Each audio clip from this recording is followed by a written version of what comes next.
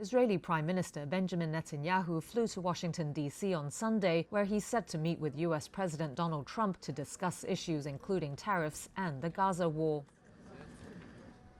His trip came as Israel's military changed its initial account over last month's killing of 15 emergency workers in Gaza, which has sparked calls for an independent investigation. The paramedics and emergency responders were shot dead on March 23rd near the southern city of Rafah. United Nations officials and the Palestinian Red Crescent found the bodies buried in a shallow grave a week later. One paramedic is known to have survived, while one other man is missing. The Israeli military initially said its soldiers had opened fire on vehicles that approached their position suspiciously in the dark without lights or markings. It said they killed 9 militants who were traveling in Red Crescent vehicles.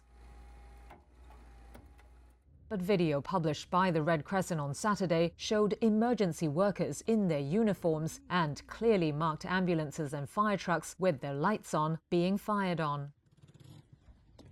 The video was recovered from the mobile phone of one of the dead men. Reuters was able to verify the location and date of the video. An Israeli official late Saturday said the initial field report did not include any description of vehicle lights. He said investigators were looking at operational information and trying to understand why the person who gave the initial account was what he called mistaken. Israeli media reports cited the military as saying at least 6 of the 15 dead were identified as members of militant groups, but the official declined to give evidence or detail of how the troops identified militants in the group. Palestinian Red Crescent spokesperson Nebal Fasak said the organization demands an independent international investigation. Accountability should never require video evidence. It should not take a global outrage for the truth to be acknowledged.